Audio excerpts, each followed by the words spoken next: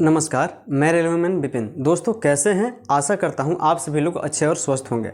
दोस्तों अभी जो है कल बैंक ऑफ बड़ौदा की तरफ से वैकेंसी निकल के आई है, ऑफिस असिस्टेंट जिसका पोस्ट का नाम है।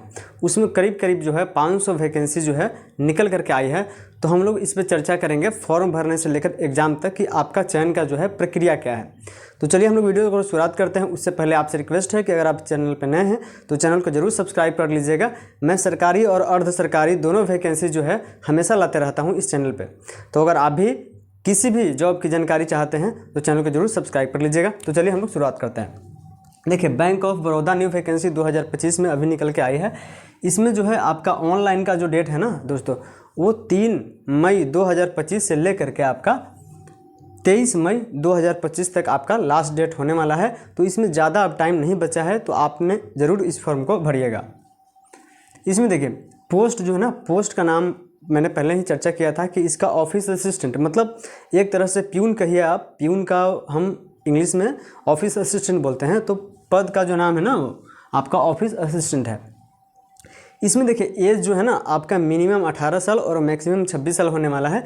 अगर आपका एज 1/5/2025 मतलब 1 मई 2025 तक आपका अगर एज 18 साल पूरा हो जाता है तो आप इस फॉर्म को ज़रूर भरिए। अब इसमें देखते हैं कि छूट कितना मिलेगा। अगर ओबीसी आप हैं आपको 3 साल मिलेगा, SC/ST हैं तो 5 साल मिलेगा, और PWD हैं तो आपको एज में 10 साल का छूट मिलेगा इसमें। तो आपने देख लिया, यहाँ पे मेंशन मैंने पहले कर दिया था। अब इसमें हम लोग फ़ी की बात करेंगे। तो फ्रेंड्स देखिए, इसमें फ़ी जो है आपका UR, OBC, EWS कैंडिडेट जो हैं उनके लिए फ़ी जो है ना वो 600 रखा गया है।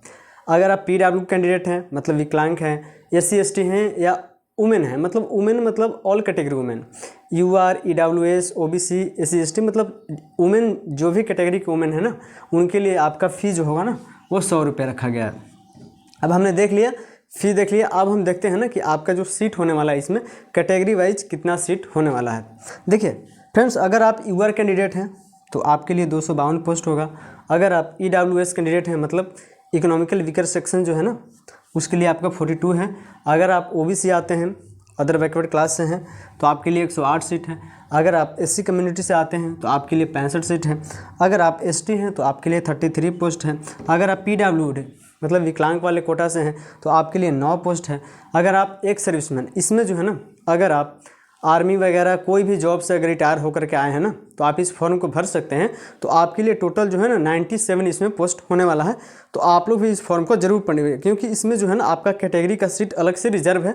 तो आपका जो है ना फाइट कम होने वाला है। इसलिए अगर जो भी हैं जो जॉब से रिटायर हो गए हैं और जॉब करना चाहते हैं तो आप भी इस फॉर्म को भरिए। तो एक सर्विसमैन के लिए जो है ना आपका वो 97 है। इसमें हम लोग देखेंगे कि आपका योग्यता क्या होने वाला है। हाँ, क्वालिफ़िकेशन की बात करें हम लोग तो इसमें क्वालिफ़िकेशन बस जो है ना आपका केवल मैट्रिक इसमें चाहिए। अगर आपने 10th पास कर लिया है तो आप इस फॉर्म को भर सकते हैं। बस इसमें एक रूल है ना वो इसमें लागू होगा कि अगर आप जिस स्टेट से फॉर्म को भरिएगा ना, क्योंकि बैंक ऑफ बड़ौदा जो है ना हर एक स्टेट में है, मतलब इंडिया के हर एक स्टेट में जो है वो बैंक ऑफ बड़ौदा का ब्रांच है। अगर आप असम में भरते हैं तो आपके लिए आसामी से आना चाहिए। अगर आप बंगाल में भरते हैं तो आपको बंगाली आना चाहिए, क्योंकि दोस्तों आपको पता है कि जो बैंक ऑफ बड़ौदा का ऑफिस होता है वो लोकल एरिया में होता है। तो लोकल एरिया में जो है ना आपको लोकल लैंग्वेज ज़रूरी है। हाँ, अगर आप राजस्थान में भरते हैं तो हिंदी वाली भर सकते हैं। अगर आप हिंदी कम्युनिटी से बिलोंग करते हैं तो आप बिहार, मध्य प्रदेश, राजस्थान, हरियाणा, चंडीगढ़, उत्तराखंड ये सब स्टेट में आप आसानी से भर सकते हैं, क्योंकि वहाँ पर हिंदी लैंग्वेज मांगा गया है। अब यहाँ पे देखिए लोकेशन पोस्टिंग का जो होगा ना, candidate shall be placed at any office, मतलब आप जहाँ से अगर आप बिहार में अप्लाई करते हैं तो आपको बिहार में कहीं भी किसी भी डिस्ट्रिक्ट, अगर 38 डिस्ट्रिक्ट है वहाँ पे जितना ब्रांच है ना वहाँ पे कहीं भी आपका पोस्टिंग होता है। अगर आप बंगाल से फॉर्म भरते हैं तो आपको बंगाल में कहीं भी पोस्टिंग मिल सकता है। ये बैंक के ऊपर डिपेंड करता है कि आपको कहाँ पे पोस्टिंग देगा, मतलब रिक्वायरमेंट के हिसाब से उसको जहाँ रिक्वायरमेंट होगा वहाँ आपको वो पोस्टिंग देगा। तो ये आप ध्यान में रखिएगा। इसमें देखिए अगर हम एग्ज़ाम की बात करें ना तो इसमें एग्ज़ाम आपका 2 तरह से होने वाला है फ्रेंड्स। इसमें तो एक आपका प्रीलिम्स तो होगा ही होगा, मतलब एक ही एग्ज़ाम है। इसमें एक लैंग्वेज टेस्ट होने वाला है। मैंने जो पहले ही चर्चा हम लोग की है कि लैंग्वेज टेस्ट होगा।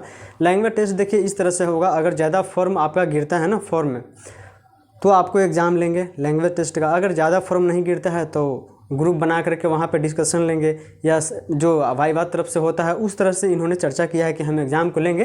तो एक लैंग्वेज टेस्ट आपका होगा, वो ऑनलाइन भी हो सकता है या ऑफलाइन भी हो सकता है ग्रुप के माध्यम से। अब हम देखते हैं कि उसके बाद जो आपका ऑनलाइन होगा CBT मतलब कंप्यूटर बेस्ड टेस्ट जो आपका होगा, उसमें क्या क्या सब्जेक्ट आपसे पूछे जाएंगे। तो इसमें देखिए टोटल जो है आपका एग्ज़ाम जो होने वाला है वो 80 मिनट का होने वाला है। इसमें देखिए उसमें सब्जेक्ट जो है ना, पहला सब्जेक्ट आपका इंग्लिश होने वाला है। इंग्लिश एकदम से नॉर्मल रहेगा, मतलब सिंपल इंग्लिश होगा।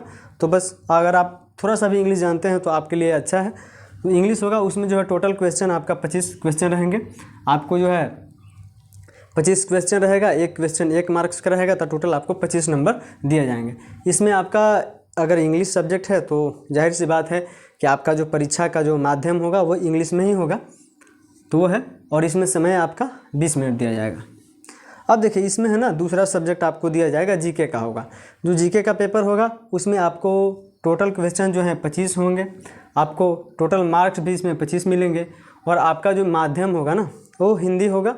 अगर आप इंग्लिश में देना चाहते हैं तो इंग्लिश में दीजिए, हिंदी में परीक्षा देना चाहते हैं तो हिंदी में क्वेश्चन चूज कर सकते हैं। तो आपका हिंदी होगा, उसमें भी आपको समय जो है ना वो 20 मिनट दिया जाएगा। अब तीसरा जो आपका सब्जेक्ट होने वाला है फ्रेंड्स वो होगा मैथ। मैथ अगर देखा जाए तो इसमें एलिमेंट्री मैथ होने वाला है, मतलब प्राथमिक मैथ, जैसे जोड़ घटाव गुना भाग हम लोग जैसे पढ़ते हैं। क्योंकि आपको पता है कि ऑफिस असिस्टेंट के लिए वैकेंसी है तो SSC लेवल का तो मैथ इसमें होना नहीं चाहिए। तो इन्होंने चर्चा किया है कि हम प्राथमिक तौर पर जो मैथ का क्वेश्चन होता है वही इसमें हम एग्ज़ाम में पूछेंगे। तो इसमें मैथ में आपका एलिमेंट्री मैथ होगा, जैसे जोड़ घटाव गुना भाग वगैरह ऐसे होता है। तो मतलब सिंपल थोड़ा मैथ होगा, वही होगा। इसमें जो है आपका टोटल क्वेश्चन जो है 25 रहेगा। इसमें जो है माध्यम का हिंदी और इंग्लिश दोनों रह सकता है। अगर आपको हिंदी में परीक्षा देना है तो हिंदी में दीजिए, इंग्लिश में देना है तो हिंदी में दीजिए। इसमें भी आपको समय जो है 20 मिनट दिया जाएगा। अगर इसमें चौथा पेपर जो आपका होने वाला है वो रीजनिंग होगा। इसमें आपको टोटल 25 क्वेश्चन रहेंगे, 25 मार्क्स का रहेगा। और हिंदी इंग्लिश लोकल, मतलब हिंदी में भी रहेगा इंग्लिश में भी रहेगा। अगर आप बंगाली हैं तो बंगाली में परीक्षा देना चाहते हैं तो बंगाली में है। अगर आप तमिल हैं तो तमिल में देना चाहते हैं तो आप तमिल में भी दे सकते हैं। तो हिंदी इंग्लिश और लोकल 3-3 सब्जेक्ट में एग्ज़ाम होता है। कोई भी एग्ज़ाम होता है ना तो वो 3 से 4 सब्जेक्ट में कंडक्ट होता ही होता है। तो इसमें भी वही रूल है। इसमें जो है आपका इसमें भी समय जो है ना टाइम आपका 20 मिनट दिया जाएगा। तो फ्रेंड्स अगर आप 10th पास कर लिए हैं और फॉर्म को भरना चाहते हैं तो आप आसानी से भरिए। बस ये ध्यान में रखिएगा कि आपको जहाँ से फॉर्म भरते हैं ना वहाँ का आपको लोकल लैंग्वेज आना चाहिए। अगर आप हिंदी भाषी हैं तो हिंदी भाषी स्टेट में आप फॉर्म को भर सकते हैं आसानी से, इसमें कोई दिक्कत नहीं है। तो फ्रेंड्स आशा है कि आप जो है ना इसको अच्छे से समझ गए होंगे। अगर कोई भी डाउट हो तो आप कमेंट जरूर करिएगा, मैं 100% आपको रिप्लाई दूंगा। और फ्रेंड्स चलिए मिलते हैं फिर नए जॉब्स अपडेट